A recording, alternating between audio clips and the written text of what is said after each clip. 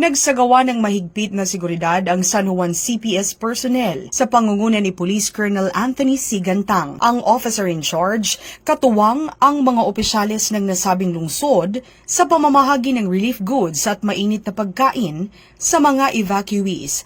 Ano po ma'am yung rules po dito sa mga ganitong pagkakataon dito po sa pinaglabanan nila? Kami po yung tumutulong sa mga quality sa amin, kaming agad na inifunksyonan na para magawagpa na namin ang trabaho namin. Kami po yung nag-aasas dito kung ano pangangailangan ng tao. Kapag po may mga nire-rescue, inaalalayan po namin. At kung ano mga pangangailangan na pumunta kami sa mga rescue na nandun sa may gym. Kami po yung sumuputado.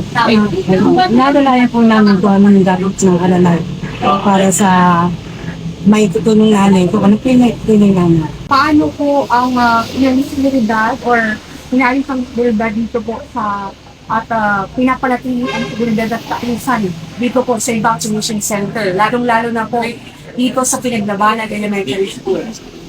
Ayun, kami naman po sa police at man, siyempre po police assistance po. Limbawa na lang po may mga nangailangan ng tulong, agad po natin in-assist yung matulungan po yung mga matulungan po yung mga pangailangan.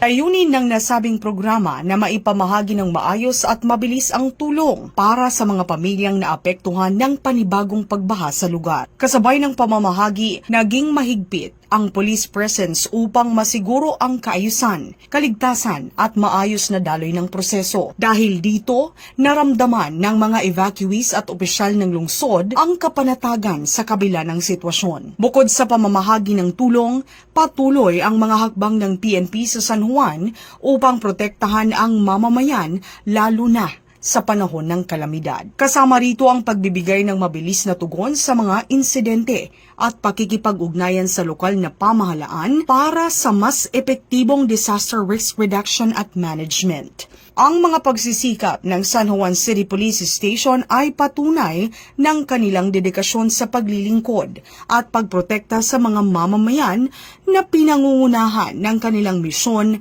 na maging handa at maagap sa panahon ng sakuna at emergency.